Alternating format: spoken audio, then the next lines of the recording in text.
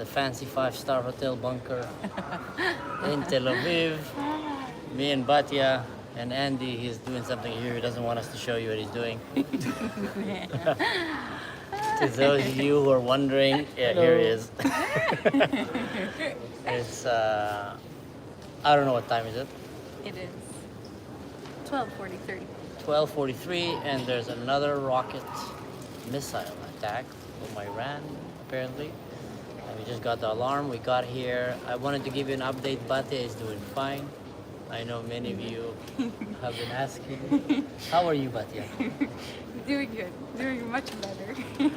Much better. Shalom from Baltimore. Yeah.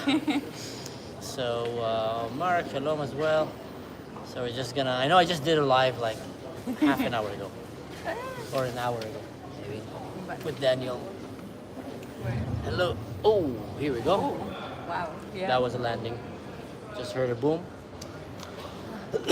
Shalom Achi ve Shalom Batya, Ahlan. So yeah, we're in Tel Aviv and there was just an explosion,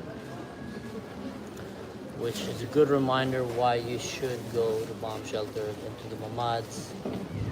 Yeah. Another one. Wow. Yeah, I'm really happy we came to the bomb shelter.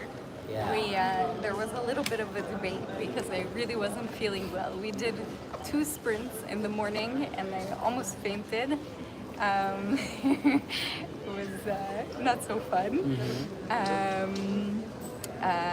A little bit of, a lot of stress.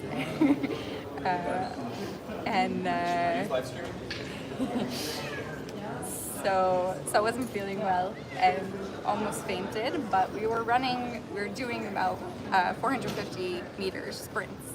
That's a lot. For a sprint. I walk, but not that much. Definitely not sprinting that far. So we moved. So all day I wasn't feeling well, but I ate food. That's good. I drank water and tea and rested. And now I'm back on my feet. So we got a little closer. Now I think we're doing about 350 meters, and it was much nicer. And instead of sprinting, I'm alive. instead of sprinting, we jogged. Yeah. So it doesn't take so much longer, and we had our pre-alert, so we had enough time to do a jog, and I'm on my feet. That's true. That's true. And we literally had that debate. Should we stay in a mamad or should we come to the bunker? I think Batya was the one that said, let's go to the bunker. I feel more comfortable Yeah. in a nuclear bunker. I agree with her. I'm really tempted of showing them what Andy is doing right now.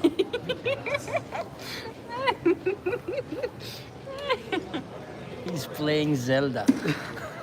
This is like the Iranians are so like I'm so excited. Like I need a new excitement in life. This is the best revenge.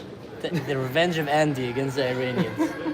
Oh, more missiles. They think they're gonna get us here, but we're gonna play Zelda while you guys try to annihilate us. Yeah. Yeah. Welcome to Israel. Welcome to Israel. Welcome to Israel.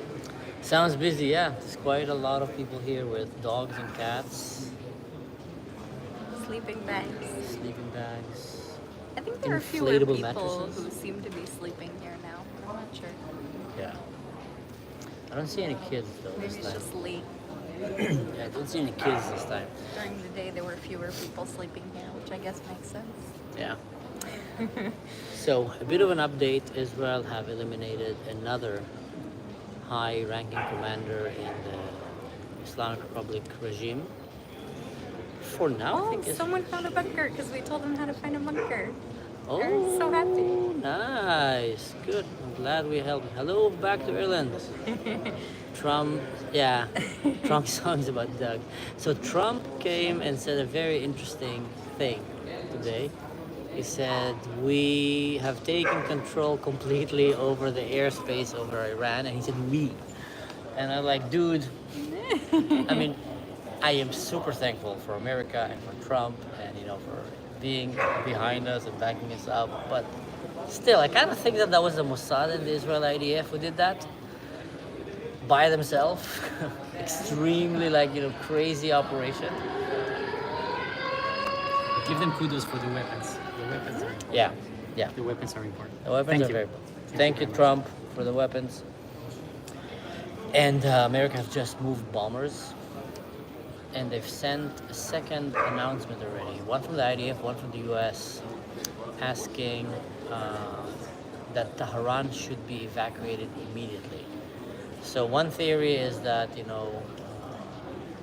Khomeini is under there. The other theory is probably more reasonable one, is that a lot of the nuclear capabilities, stash, equipment, and all the things that they have is hidden under Tehran, which is it's very sad when you think about that, ancient cities and big cities that used to be a hub for civilizations end up being kidnapped by jihadist terrorists, and the first thing that they do is they hide. Your wife is a gem. She's not my wife, guys. She's his wife. He's a lucky guy. He's a lucky guy. We like Mansour a lot. Andy. They like me. Batya, Andy. So, yeah. What I'm saying is that, where was I? Trump? So it's very sad that the first thing they do is they kidnap a civilization, and then they start hiding their weapons behind these people, under these people, in the houses of these people. And then what they do is they go and they pick a fight with forces that are way stronger than them.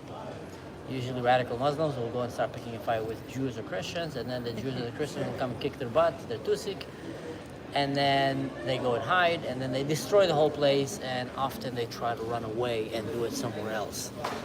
So that's basically, in a nutshell, what the Islamic regime have done to Iran.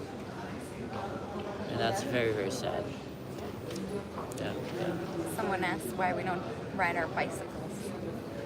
It's a little too close for bicycles. Not worth the getting on the bicycle and getting off the bicycle. I've seen people that We came. also don't have bicycles. We also don't have bicycles. I have in Germany. I would have definitely came with a bike. If I was in Germany, definitely came with a bike.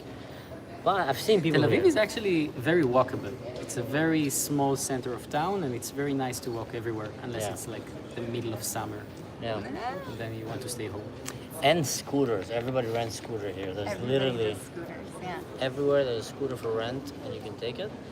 But I guess bringing a bicycle here, like you said, is too close, and sometimes you also need to find a place to tie the bike or bring it down with you. And in this case, running. Too much overhead. Actually, I have a good answer for that. In Tel Aviv, at least, and in many cities in Israel, they do tend to have a bomb shelter available at every neighborhood. So it's a walking distance. Yeah. So rarely you would actually need a bicycle to go there. Yeah. We have a closer bomb shelter, the one that looks like from a horror movie with cockroaches, and if you watch season 1, 2, 3, and 4 of the Bunker Diary with Andy, Batya, and Manso, you'll see that the first few seasons we stayed in a very nasty bomb shelter, and then we explored and we found this place. This place is much better. Yeah, this There place is actually, much I better. checked the map for other bomb shelters in the area, and there are actually a whole bunch. We didn't check those out. This one was nice, so. This one is luxury. Yeah. Probably one of the best bomb shelters in Israel. Definitely. I have never been in any other bomb shelter, even remotely. Oh, that's not true. In Jerusalem, the train station is Oh yeah, that's nice. comparable.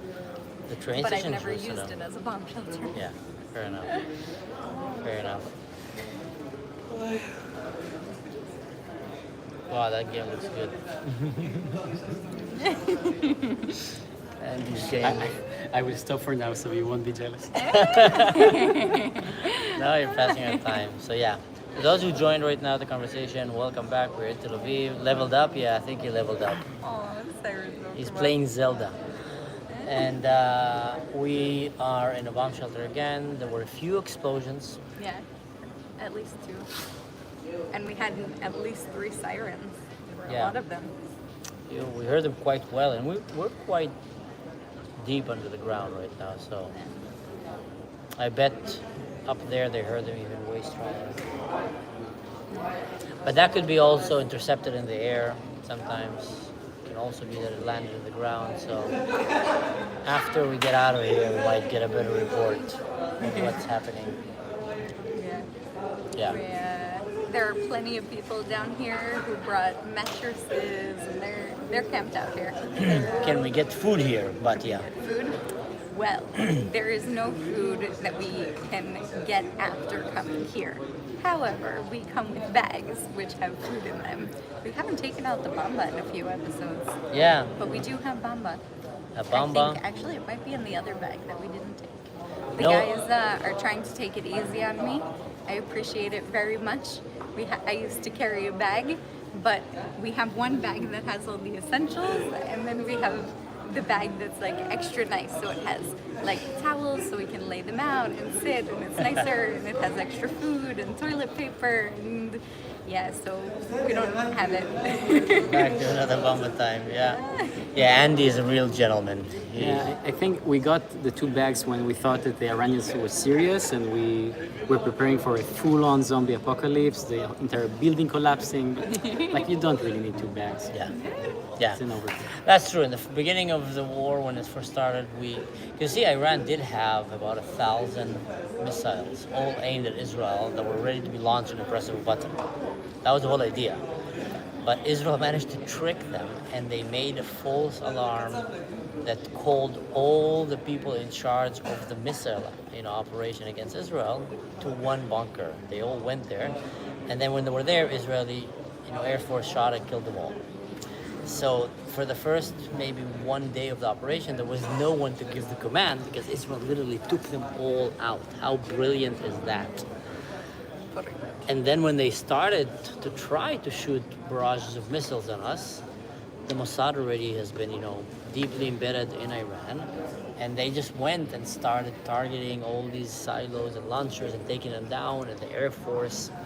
So by the time that they woke up and realized that they can start shooting at us, they barely had any missiles left. Well, they have, but they barely had any launchers left, and they were on the run or the hide, and it was way, way less. So when we first thought that Iran is going to attack Israel, we were expecting the apocalypse scenario. Buildings falling down, fire, traffic, I don't know what. So then we had several bags, escape routes, we were going commando. Now we have Bamba. And Zelda and Nintendo Switch. So, yeah. Bamba is It's like like no no other. other. Yeah. Bamba. Yeah, someone asked if I can interview people around. And I'm sure I can. I mean, the thing is, We'd have to get up. we have to get up, and I think people sometimes, they want to be private. People are Oh. leaving. It's ended. Someone just asked, how long do we have to stay? And I guess until 12:55. That's it? That's it. All right. Crossover subscribers. It's turning into a series. Two guys and a girl in a shelter place. Yeah. Bunker Diaries. Episode 11. Episode 11? Yeah. Oh, gosh. There was episode 10 and 10:01. So I the last just- episode was I just realized it's Wednesday. Wednesday. It's Wednesday. It was Friday. Very recently it was Friday. That Wow. was when Thursday. Well, Friday morning in the morning. No, it was Thursday morning in the morning. That's when it started. That's when it started. It's been almost a week. Yeah. I remember the message of Daniel sending me, telling me, bro, there's something happening with Iran. It's like a lot of movement happening. And then at the same night, 3 in the morning, he calls me and he says, Israel just attacked. And that's when I jumped out of bed and we did the first live. And since then, we've been on it. On it. So yeah, to your question, there is a lot of people here. Questions? What do they say? Let it talk. People ask if there's people here. So yeah, I don't go and interview people randomly in the street. I guess I just got used to be living in Germany where you really respect other people's privacy. And they're gonna give you really nasty looks if you try. So here in Israel, they're a little bit more flexible about it, but I just wasn't thinking of interviewing people right now. But that's an idea, maybe. So yeah, we're on the way up. As you can see, it's quite luxury bunker. No, it's The best apocalypse bunker I ever been to. Ever been to. it's And let's not talk about the Bomba and the Switch, Nintendo Switch and the chocolate and I don't know what.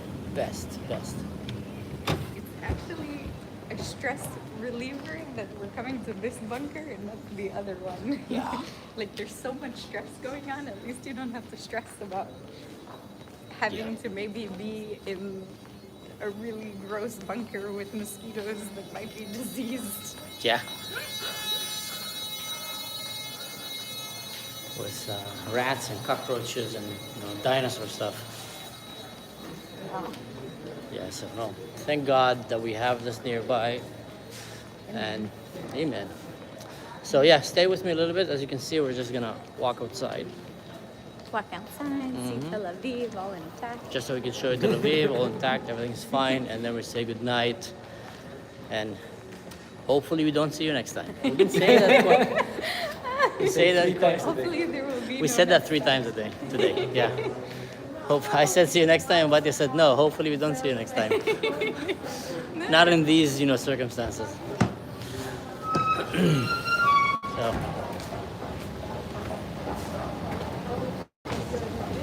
Let's see. all the yachts are coming back. It must be nighttime. Yeah. By the way, there's something happening by the border with Syria. People are not talking about it, but you're going to be hearing about it soon. There's a big force of jihadists from Iraq and from Iran that have broken into Syria, managed to defeat the Jawlani forces and try to stop them. And they basically said they're going to march into Israel and they're going to destroy Israel. They already sent a message, a very funny message, saying to all the people in Haifa and Tel Aviv that you better run. You better run. They never learn. They said run, so we'll casually walk home. Yeah. They're like really into annihilating Israel. It's a death cult. They always end up dying a terrible death because Israel defeats them, but they never get it. Yeah. So, as you can see, I'm Israel Chai. You see the screen with the nice big Israeli flag on Yeah, it? There you Israeli go. flag. People are going back. Crunch Royale from McDonald's if anyone wants. And yeah, so my point is, and I'm gonna finish with that, they're advancing, they're trying to come closer to Israel, and this is not a joke, this is something very serious. We're talking about a very large number of trained jihadist fighters with light to medium kind of capabilities, from light weapons all the way to rockets and missiles and stuff like that. And they're aiming and coming and attacking Israel and maybe kind of make Israel be afraid that if we push them too much to the end. The Islamic Republic of Iran is a dying regime right now, and they're behaving exactly like a dying regime. You know, they're trying every trick in their sleeve, from every false, silly threat, all the way to just try to shoot whatever they can. And they will try to launch their proxies. We already saw Hezbollah telling them, you abandoned us when we needed you. When Israel came and was like, kicking Tusik right, left, and center, pager, cutting their schnitzkins and their fingers, Hezbollah was crying, please come and help us. They circumcise us and stuff like that. And Iran didn't come. So now Hezbollah is doing the same. This is so cool when you walk in the street.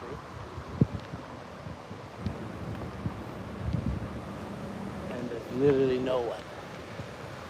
Oh, come on, man. Oh, it's food delivery. It just ruined. It's Walt. I was trying to have a Walking Dead vibe here, and then a guy from Walt who just delivered the burger to someone. Ruins it. So yeah, anyway guys, stay safe and we'll keep you updated. You practice your sprints. Practice your Yes, actually that's a good one. We talked about it today. From a fitness perspective, sprints is a good thing to practice. It's more practical that you'll end up running a sprint in your day-to-day life, chasing your kid, running to the bus, to the taxi, running after someone who stole your purse. But don't do it under stress. Don't start under stress. Don't wake up at like 3 in the morning and run sprint in the middle Don't of an be alarm. on your way to bed. Yeah. And then run for your shoes. Yeah, but that's a good tip, guys. That's a good tip because, running 5, 6, 7, 10 kilometers is very good. But practically speaking, usually when we need to go 10 miles, you're just gonna grab a taxi, a car, or a bicycle. So you'll end up not really. For yourself. Speak for yourself. True. But a sprint is something that will probably, more likely to happen, especially in extreme situations. So practice sprinting. That's always a good thing. It's a good fitness measurement. All right. See you next time. Stay safe. Bye. Bye bye.